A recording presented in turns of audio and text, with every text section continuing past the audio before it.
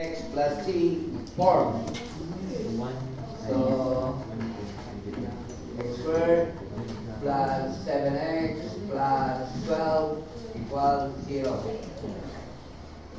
Ano ngayon ang factor ng 12 na makakapagbigay sa inyo ng 7?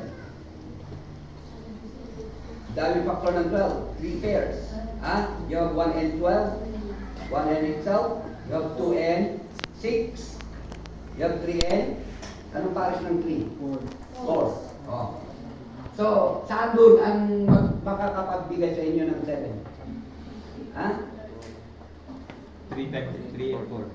Yes, 3 and 4. Yan, pa nagpanpanod. Wala ka na usalan nyo dyan 2 and 6. That will give you 8, isn't it? Yes. So, 3 and 4, positive. Puro the positive. Oh. Then, equate each factor to 0. So, x plus 3 equals 0.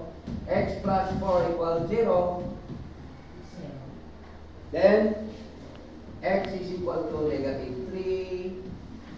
X is equal to negative 4. Alright. Check. Check. Bye-bye.